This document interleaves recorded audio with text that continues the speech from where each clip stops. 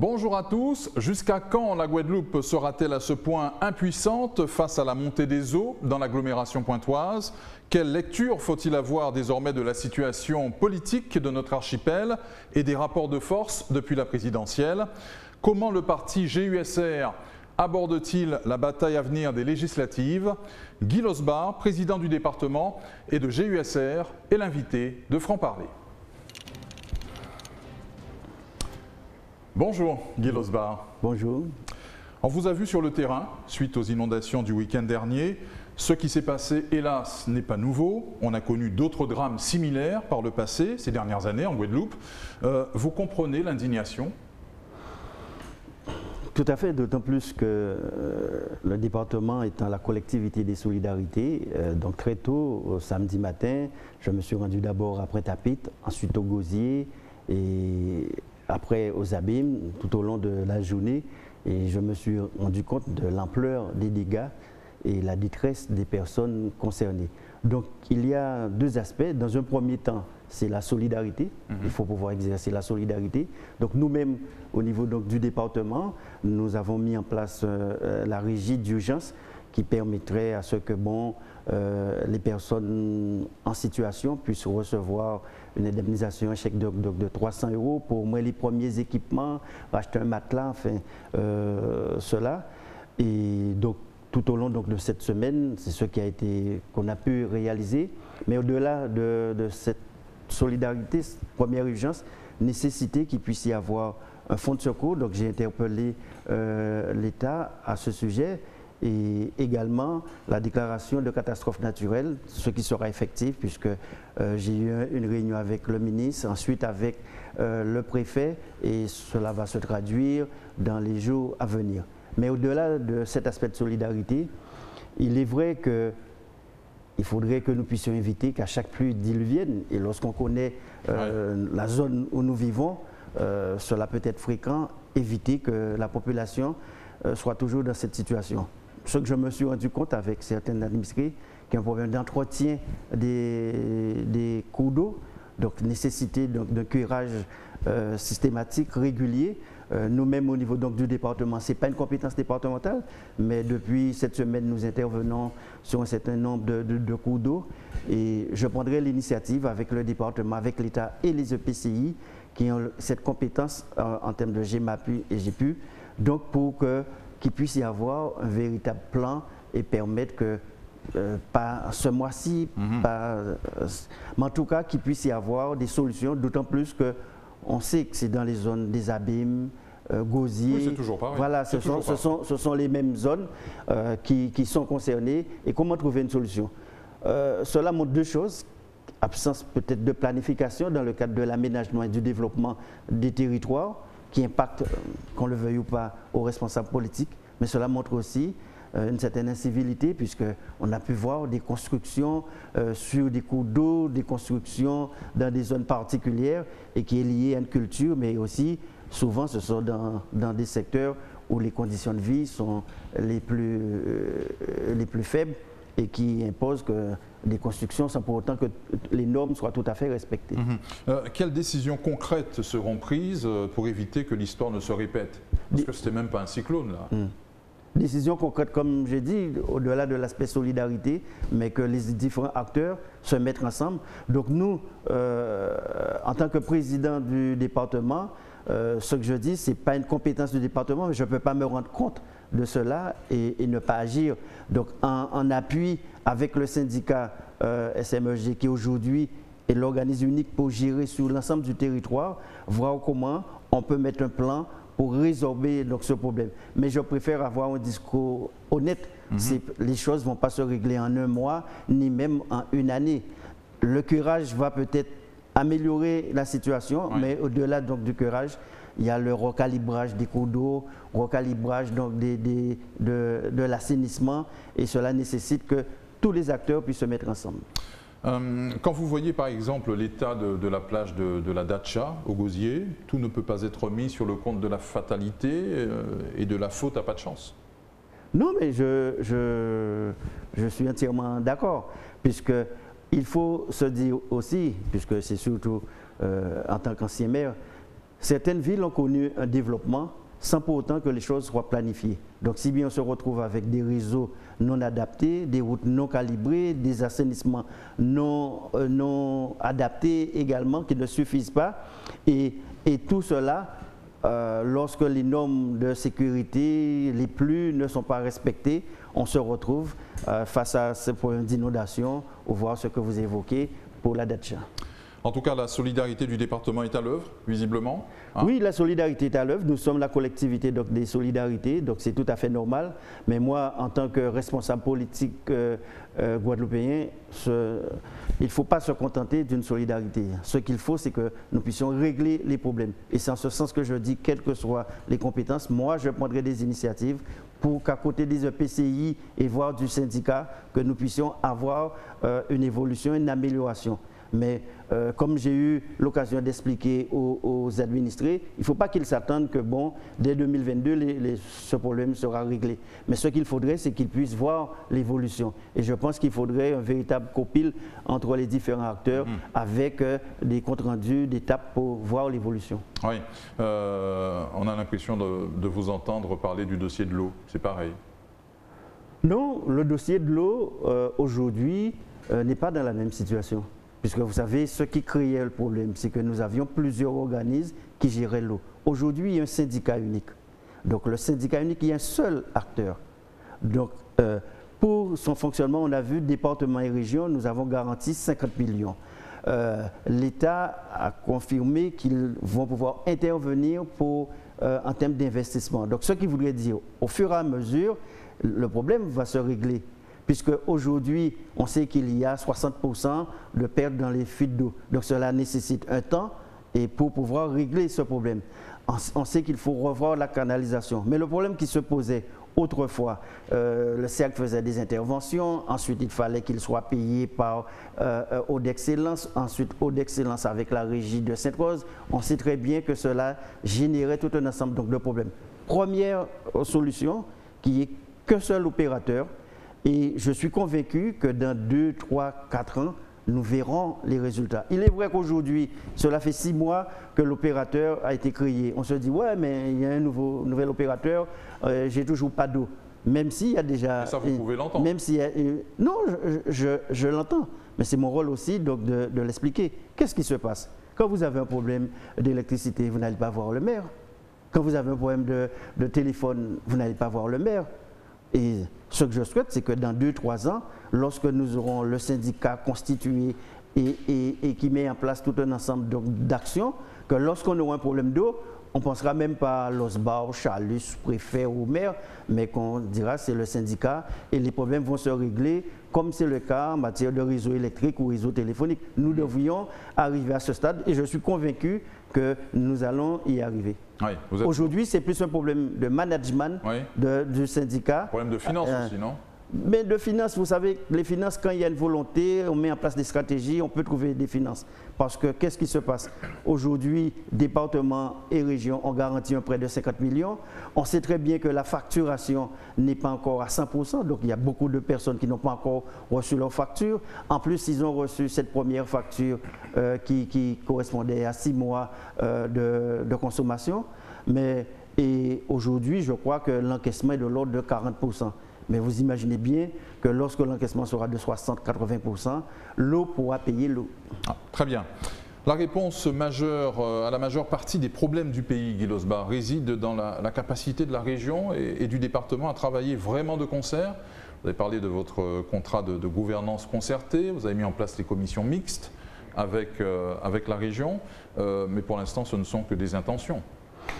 Non, puisque déjà la majorité des problèmes ne résident pas uniquement en région, département, mais sauf que pour l'administrer, on sait qu'il y a 3 niveaux de responsabilité. Ou ce n'est pas le maire, si ce n'est pas le maire, c'est département-région, ou quand ce n'est pas département-région, c'est le président. Alors que nous n'avions pas forcément toutes les compétences. Concernant région et département, tout le monde sait que le GIESR et moi-même, je suis pour une collectivité unique, de manière à donner beaucoup plus de lisibilité et que les politiques publiques soient beaucoup plus efficaces. Trop souvent, on a vu départements et régions se déchirer être en guerre sur des questions où l'intérêt supérieur de la Guadeloupe n'était pas mis en avant. Au cours de la campagne 2021, l'ensemble des candidats pour la liste régionale et des candidats soutenus par le GUSR, nous nous sommes engagés à ce qu'il puisse y avoir un contrat de gouvernance concertée. Le contrat de gouvernance concertée, c'est de dire qu'il y a un certain nombre de politiques où régions et départements doivent se mettre ensemble. Et c'est en ce sens que nous avons mis hier en place les 10 commissions mixtes. 10 commissions mixtes co-présidées, départements et régions, sur l'agriculture, sur la culture par exemple, sur le tourisme, sur l'économie bleue, donc de manière à ce que nous puissions être beaucoup plus efficaces, mais aussi qu'il puisse y avoir une lisibilité. Je donnerai un exemple, l'agriculture.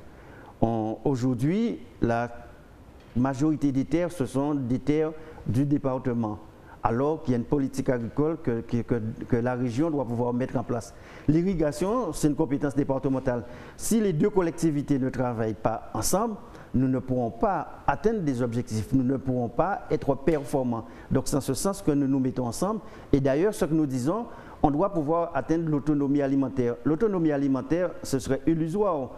Même les plus grands pays aujourd'hui ne sont pas autonomes sur le plan alimentaire. Mais ce que nous disons, c'est que nous définissons un certain nombre de secteurs. Nous avons défini dans un premier temps 10 secteurs où nous disons que la production doit atteindre 80 voire 100% de notre consommation. Et cela va se faire en parfaite cohésion département et région. Dans le domaine les ports, la pêche, 80% des ports sont détenus par le département. Or, la politique de la pêche est de la compétence de la région. Donc, vous comprenez parfaitement, s'il n'y a pas une entente entre les deux collectivités, nous ne pourrons pas être efficaces. Et c'est ce que nous allons faire. Nous avons rencontré le syndicat pour des marins pêcheurs. Nous allons mettre à Marie-Galante le lycée de la mer pour donner de la consistance. Dans le tourisme, pareil, les forts appartiennent au département, Beauport, le département. Lorsqu'on prend même les parcs au niveau donc, du département, tous les musées sont du département. Donc s'il n'y a pas cette connexion et cette concertation entre les deux collectivités, nous ne pourrons pas mettre en place une politique touristique efficace. C'est cette volonté que nous avons et je pourrais vous citer plusieurs exemples et qui montrent cette nécessité qui est ce contrat de convergence, de gouvernance concertée.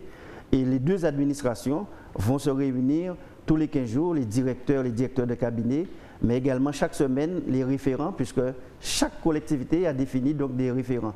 Et le troisième volet, c'est la population. On ne peut pas développer l'agriculture sans concerter les agriculteurs, sans concerter les professionnels. Mais au-delà des professionnels, on veut aussi qu'il y ait cette concertation avec la population. Donc chaque année, sur des thématiques, sur des questions, nous allons consulter la population et de manière à mieux définir les politiques publiques. Très bien. Les commissions mixtes région-département ont donc été installées, vous l'avez dit. Quelle feuille de route et surtout comment pourra-t-on évaluer l'efficacité de la démarche? Donc, quelle feuille de route? Un certain nombre d'objectifs seront fixés pour chaque commission, puisque les commissions mixtes sont liées à des thèmes. Je vous citais le tourisme, je vous citais donc un certain objectif. Je prends par exemple dans l'agriculture, sur 10 produits, nous allons nous engager à ce que nous puissions au cours de cette mandature avoir une autonomie alimentaire.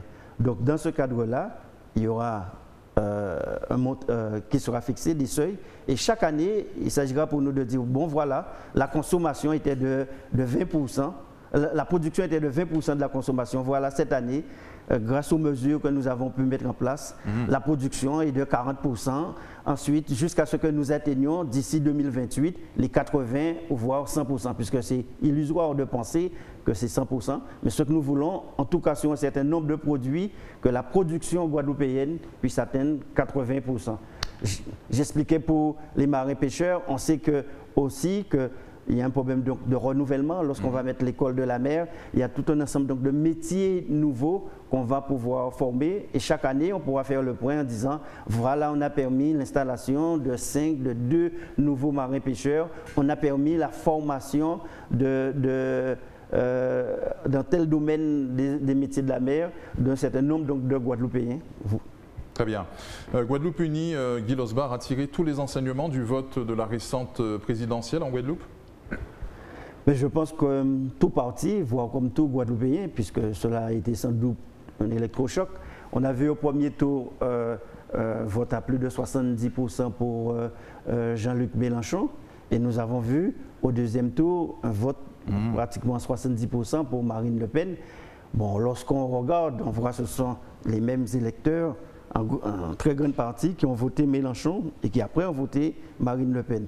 On sait très bien que les deux programmes de Marine Le Pen et de Mélenchon sont tout à fait opposés, mais je pense que c'est une contestation, c'est un rejet, c'est une volonté contre le candidat Macron, parce que je pense que c'est lié à la perception pour la crise sanitaire, c'est lié aussi au problème de pouvoir d'achat, puisqu'il faut se dire qu'aujourd'hui, 34% de la population vit au-dessous du seuil de pauvreté.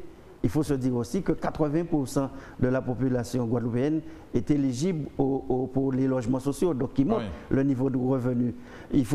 Aujourd'hui, lorsqu'on interroge les bailleurs sociaux, les impayés, c'est entre 15 à 20% de personnes qui n'arrivent pas à payer leur loyer. Lorsqu'on interroge, on voit, concernant l'essence, qu'aujourd'hui, on va prioriser ces déplacements. Hier, je rencontrais un gestionnaire d'une station d'essence et il m'expliquait que parfois, il y a des... On parlait du plein, mais on fait 10 euros d'essence pour une voiture. Donc, ce sont des signes qui montrent qu'il y a une souffrance.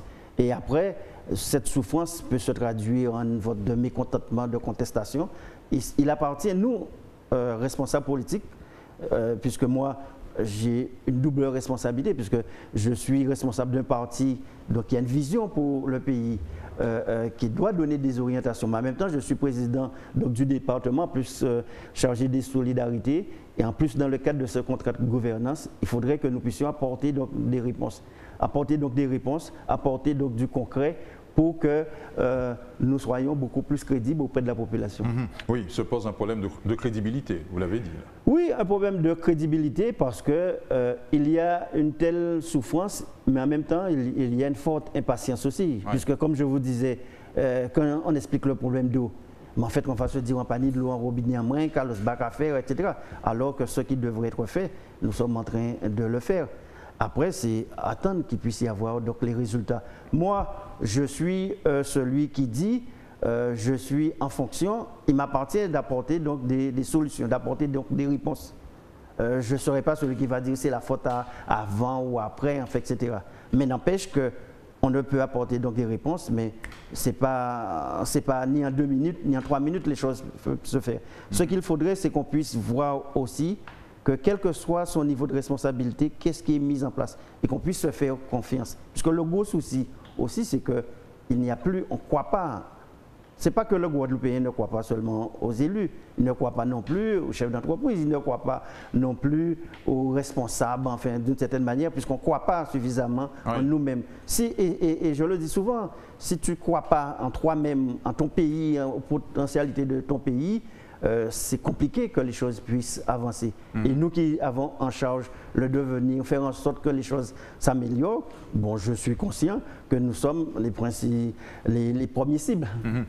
C'est une défiance généralisée.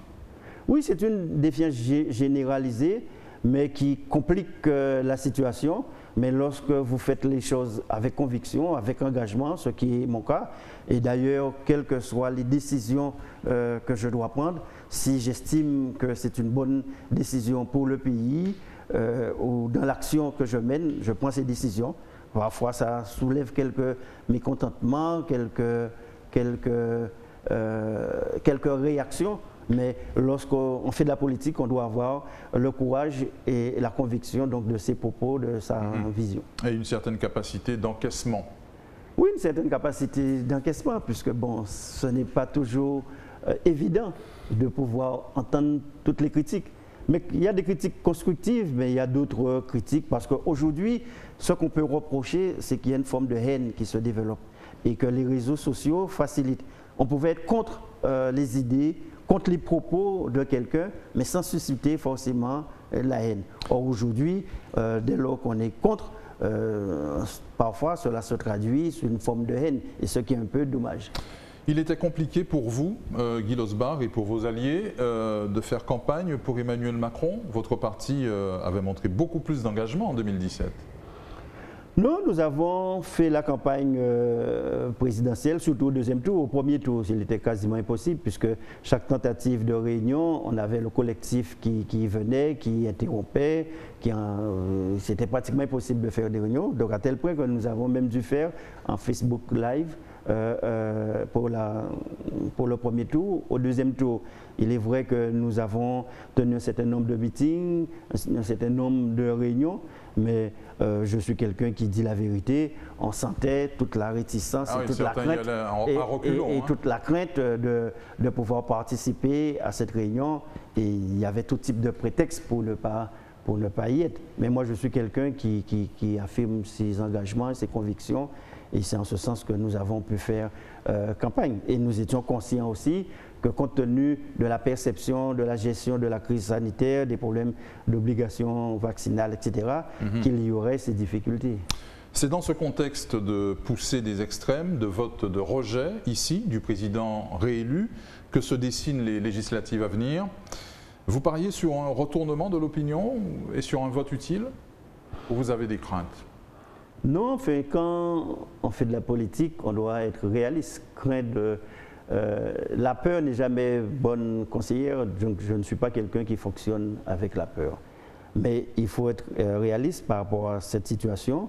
Donc nous, les élections législatives, c'est l'occasion pour nous de mettre en avant un certain nombre de valeurs et faire en sorte que les parlementaires qui seront soutenus ou investis par Guadeloupe Unie puissent demain défendre ces éléments. Je pense que nous sommes à un stade au niveau donc, du pays, quel que soit celui qui va gouverner, il va y avoir des changements, des évolutions sur les institutions, sur le rapport avec l'outre-mer, sur la gestion même des collectivités. Il est important pour que nous ne subissions pas donc des propositions, des décisions au niveau national et que nous puissions faire des propositions ou en tout cas être en capacité de concertation. Lorsque j'ai rencontré le président de la République, c'est cela que j'ai eu l'occasion donc de dire. Il faut revoir la vision, la perception de l'outre-mer. Et d'ailleurs, je dis même, le thème outre-mer même, c'est un thème qui peut déranger dans la mesure que l'outre-mer fait référence à la métropole et la métropole fait référence à la colonie. Donc c'est en ce sens qu'il faut revoir cela. Moi, je suis plus partant pour qu'il y ait une gestion comme si c'était un archipel France avec des territoires où chaque territoire a ses particularités, ses handicaps, ses atouts, mais apporte sa contribution à l'échelle nationale. Et c'est en ce sens que je dis qu'il faudrait que nos réalités, nos particularités soient mieux prises en considération, mais cela nécessite que nous-mêmes, nous puissions faire valoir cela. Cela nécessite que nous-mêmes, nous en soyons conscients et que nous puissions apporter cette vision au niveau national. Je refuse cette idée de penser que nous soyons toujours en réclamation, que c'est un territoire de rattrapage, de réparation, combler les handicaps, etc. Il y a de réels atouts, qu'il s'agisse en Guadeloupe ou dans les autres pays.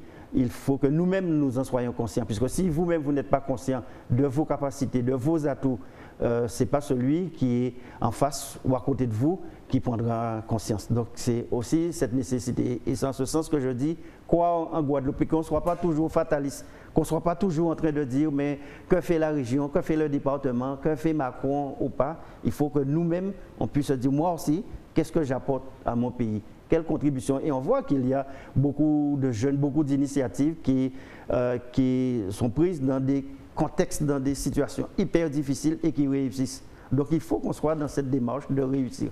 Très bien. Le choix de vos candidats est arrêté? Vous imaginez que nous sommes à 40 jours donc, des élections, donc je ne dirais pas arrêté à 100%, mais arrêté à 80%. Après, vous savez qu'il peut toujours y avoir une ou deux circonscriptions où il y a plusieurs candidats qui peuvent se manifester. et qui nécessite encore une réflexion, des contacts, des auditions. Mais je suis très serein pour cette possibilité que nous ayons donc des candidats. Au niveau donc du parti, tous les candidats qui nous allons soutenir ou investir, il y aura cette charte que nous allons pouvoir demander par rapport au parti, mais par rapport aux intérêts donc, de la Guadeloupe. Très bien. Des risques de dissidence dans vos rangs? Des risques de dissidence, non, je ne pense pas. Peut-être il peut y avoir des candidatures isolées, puisque vous savez, j'entends 107 candidats peut-être pour les législatives. Donc ce ne serait pas surprenant qu'il puisse y avoir ce type de candidat. Il pourrait y avoir des surprises aussi par rapport aux candidats que nous soutenons ou que nous allons investir. Mais nous sommes dans cette démarche de dire qu'il faut qu'on soit le plus rassemblés possible, d'autant plus qu'on a vu lors de cette crise que les élus ont été unis ensemble pour proposer des solutions. Vous avez pu voir comment nous avons mis hier en place ce contrat de gouvernance concertée. Il n'y a pas très longtemps, j'ai voté le plan de mandature et j'ai voté également le budget du département qui a été voté à l'unanimité, donc qui montre cette volonté, en tout cas chez moi, au niveau donc du parti, être plus dans une démarche de rassemblement, de communion et que toutes les forces puissent s'exprimer. Quel programme porteront vos candidats, Guy Losbar, ou ceux qui bénéficieront de votre soutien? Donc, quel programme? Déjà, nous l'avions suffisamment dit. J'ai évoqué il y a un instant des problèmes d'organisation institutionnelle, puisqu'il faut que nous puissions avoir des marges de manœuvre, mais des marges de manœuvre qui voudraient dire dans certains domaines, pour que les réalités et les particularités de la Guadeloupe soient prises en considération, soit l'habilitation ou encore des transferts de compétences. Parce que je dis qu'il faut beaucoup plus de domiciliation locale du pouvoir.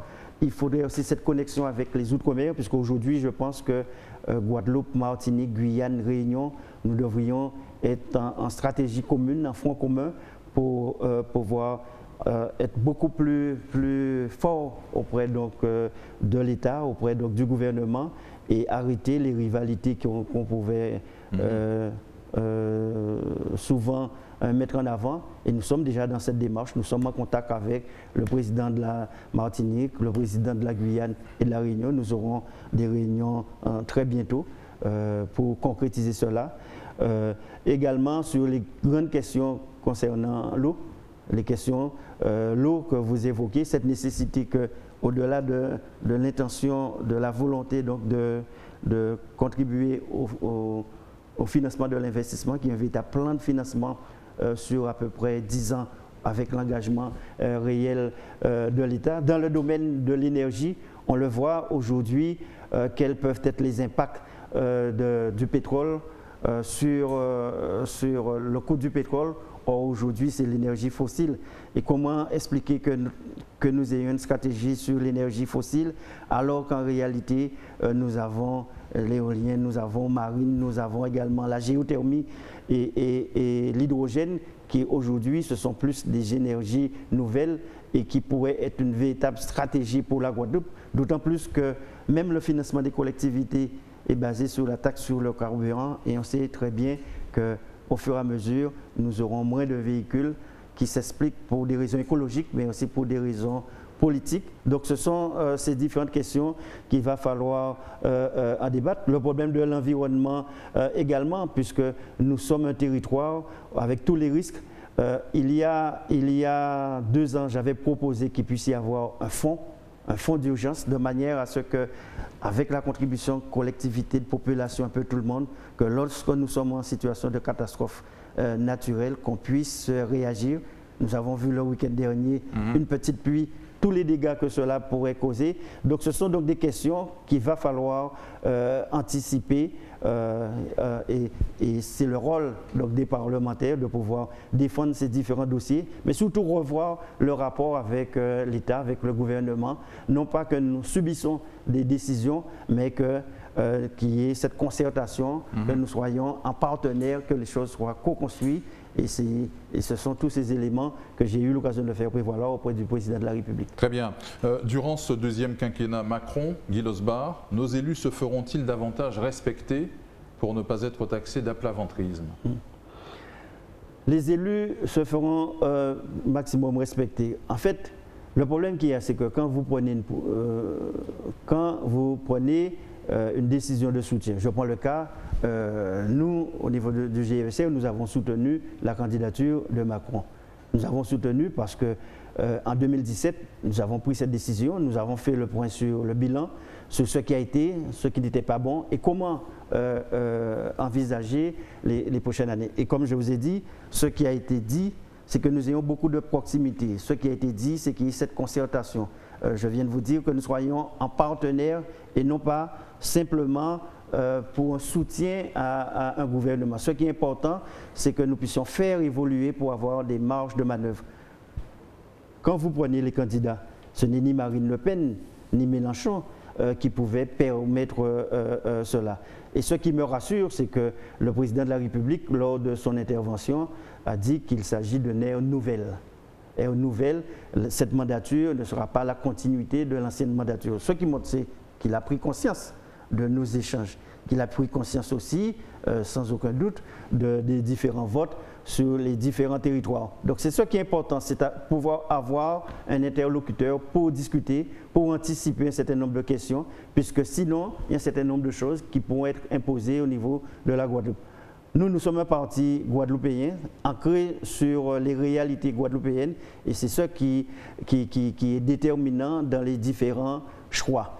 Et pour se faire entendre, je suis très réaliste. La Guadeloupe seule, quelle que soit la force de ses députés ou de ses parlementaires, ne va pas suffire. Et c'est en ce sens qu'il y a une stratégie au niveau de l'ensemble des ultramarins, avec la Réunion, avec la Martinique, avec la Guyane, de manière à ce que la voix de la Guadeloupe puisse avoir beaucoup plus de force. La voix de la Guadeloupe puisse être relayée comme la voix de la Martinique ou la Guyane sera relayée à notre niveau. C'est cette vision, c'est cette stratégie aujourd'hui que j'ai et que vous verrez dans les semaines, dans les mois à venir, qui va se construire et qui nous donnera toute notre dimension et qui va générer aussi l'écoute beaucoup plus forte, quel que soit le lien politique.